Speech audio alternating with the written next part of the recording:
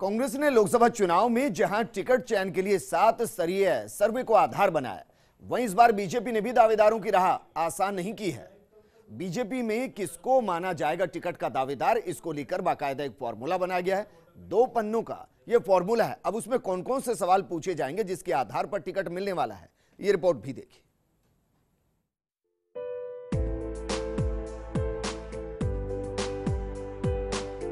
BJP में इस बार Lok Sabha ticket पाना आसान नहीं होगा। कमजोर परफॉर्मेंस वाले मंत्रियों और सांसदों के टिकट पर टिकट कटने का खतरा मंडरा रहा है। यहां तक कि जिन मंत्रियों और सांसदों के कामकाज से पार्टी संतुष्ट है, उन्हें भी दोबारा टिकट लेने के लिए मल्टी लेयर चेक बैलेंस से गुजरना पड़ेगा। मौजूदा मंत्रियों और सांसदों को फिर से टिकट पाने के लिए सिर्फ कामकाज के भरोसे नहीं, बल्कि कई तरह के सर्वे में आए फीडबैक और जनता की राय से गुजरना होगा।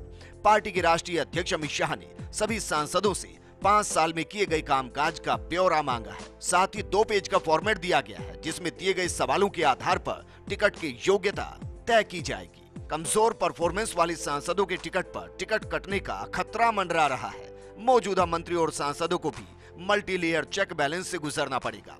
मौजूदा सांसदों को कई सर्वे में आई फीडबैक और जनता की राय से गुजरना होगा।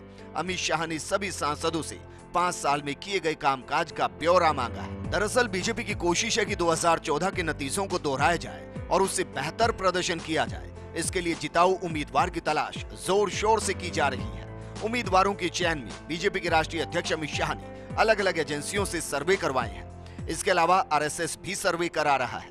प्रधानमंत्री नरेंद्र मोदी खुद नमो ऐप के जरिए सांसदों का फीडबैक ले रहे हैं। बीजेपी द्वारा मंगाए गए फॉर्मेट में मांगे गए प्रमुख सवाल।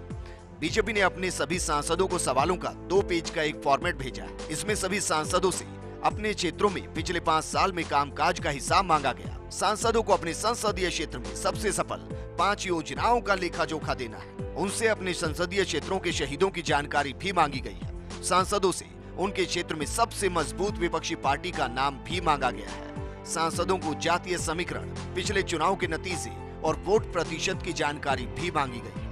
फीडबैक, सर्वे और संगठन की रिपोर्ट के आधार पर उनकी दावेदारी और उम्मीदवारी पर फैसला होगा। पिछले 5 सालों में सोशल मीडिया का इस्तेमाल सरकार में काफी तेजी से बढ़ता हुआ नजर आया और प्रधानमंत्री नरेंद्र मोदी कई बार कहते नजर आए कि जिसके सबसे ज्यादा फॉलोअर होंगे फेसबुक और ट्विटर पेज पर, और साथ ही जितनी ज्यादा सोशल मीडिया एक्टिविटी होंगी उस पर ट्रैक रखा जाएगा और शायद टिकट बंटवारे के समय भी इसको ध्यान रखा जाएगा। ऐसे में मौजूदा सांसदों के लिए टिकट पाना बेहद मुश्किल रहना है, या कहीं की राह आसान नहीं होगी। Bureau report, first India news.